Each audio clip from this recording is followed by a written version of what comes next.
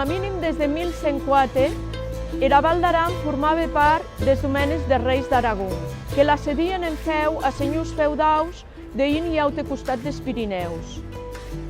A radit del conflicte que en 1283 afrontèc el rei Pere el Gran amb França i el papat, era Val d'Aran siguec invadida.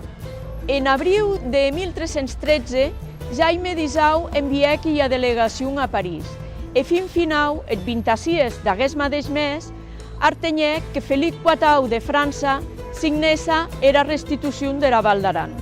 Dempús del traspàs, el 25 de juny de 1313, els cònsols aranesi se reuniren ací, davant de la porta de Sant Miquel de Viella, entà escuelles representants que havien d'anar a jurar fidelitat al rei Jaime d'Isau.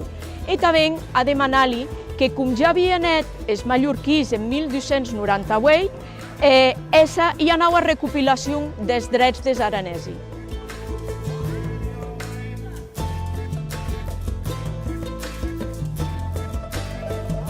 El document ha estat inventariat amb el gestor integral dels arxius comarcals i ha estat descrit amb la norma de descripció arxivística de Catalunya. El text íntegre del document de la cerimònia outrejat per Jaume II en 1313 se contén en un document outrejat per Alfons III el 15 de maig de 1328. De granes dimensions, més de 79 centímetres de long i 65 d'ample, ell escrit en suport pergamín i sustentat en tinta. Era escritura emplegada i era letra gotica. Ell coneixut que la documentació del Consell General de la Val d'Aran se sauvec laguens de l'armari de 6 esclaus, el qual se trapaue en la església de Sant Miquel de Viella.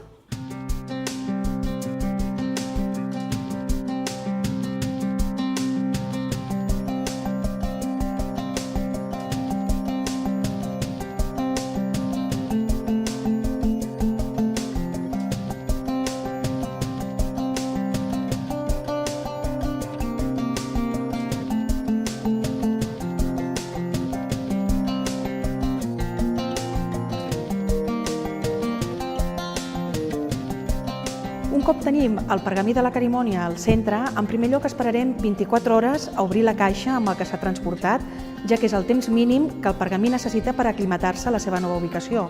I ja passarem al laboratori fotogràfic on disposarem la peça a plató perquè els tècnics puguin elaborar tota la documentació fotogràfica que ens farem servir en tot moment com a referent, en primer lloc, per deixar constància del seu estat original en el moment d'entrada al centre i posteriorment també sempre com a punt de referència en el moment que nosaltres comencem la intervenció. Realitzarem un seguit de proves fisicoquímiques, com ara la prova d'estabilitat de tintes, és a dir, mirar si les tintes són solubles o no. Ja dins d'aquest procés d'intervenció realitzarem una neteja mecànica amb pols de goma i bisturí que ens permetrà retirar totes aquelles concrecions dipositades sobre el suport.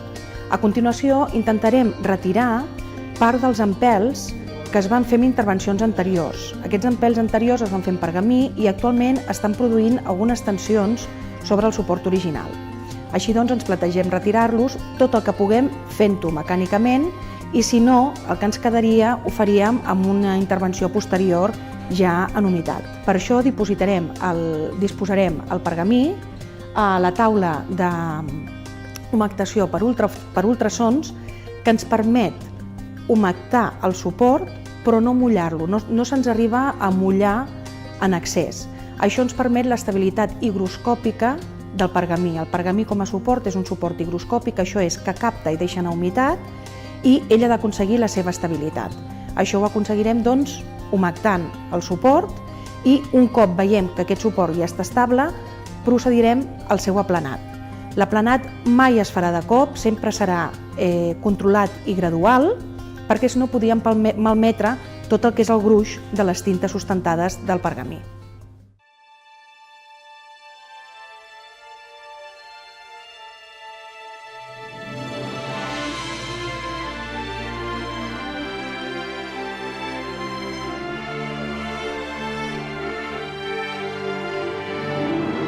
Es simbeus ei aquerò que amasse a unes pobles.